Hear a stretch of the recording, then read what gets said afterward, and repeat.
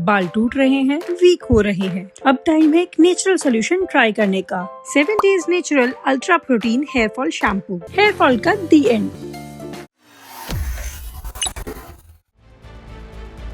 America के राष्ट्रपति Donald Trump ने रेसिप्रोकल टैरिफ की घोषणा कर दी है।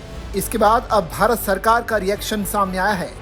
सरकार ने कहा कि वो संयुक्त राज्य अमेरिका यानी यूएस के राष्ट्रपति डोनाल्ड ट्रंप की सभी देशों के सामानों पर नए बेसलाइन 10% टैरिफ और भारत पर 27% रेसिप्रोकल टैरिफ की घोषणा के प्रभावों की सावधानी पूर्वक जांच कर रही है। साथ ही सरकार अमेरिकी व्यापार नीति में इस विकास के कारण उत्पन्न होने वाले अवसरों पर ध्यान दे रही है। एक बयान में केंद्रीय वाणिज्य मंत्रालय ने कहा कि वो भारतीय इंडस्ट्री और निर्यातकों समेत सभी हितधारकों के साथ बातचीत कर रहा है, टैरिफ के उनके आकलन पर प्रतिक्रिया ले रहा है और विकसित भारत के नजरिए को ध्यान में रखते हुए स्थिति का आकलन कर रहा है।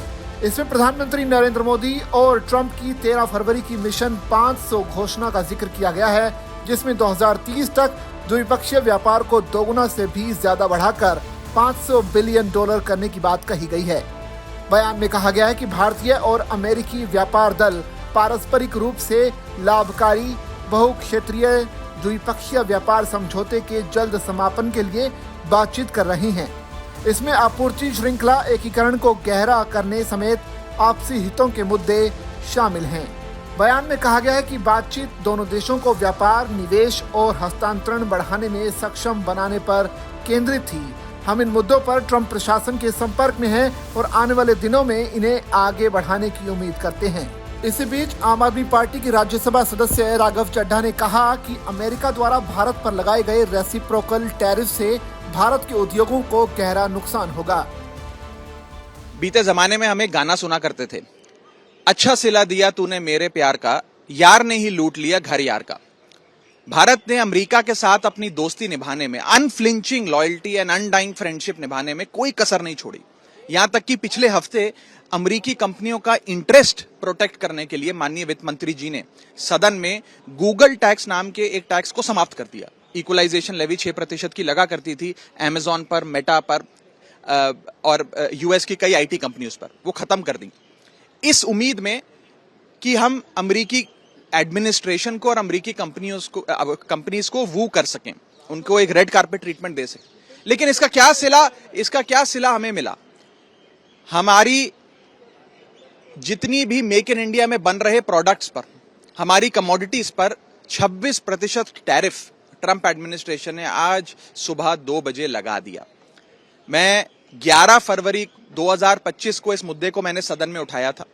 11 फरवरी को मैंने ये भविष्यवाणी करी थी कि अगर ये ट्रंप टैरिफ वास्तविकता में बदल जाता है तो भारतीय अर्थव्यवस्था चरमरा जाएगी। मैं आज फिर आपके मंच पर भी ये बात कहता हूं कि अगर ये ट्रंप टैरिफ लागू होते हैं, जो कि हो गए हैं, इससे भारतीय अर्थव्यवस्था को एक बहुत गहरा सेटबैक लगेगा। हमारा जीडीपी 50 से 100 बेसिस पॉइंट कम से कम गिरेगा।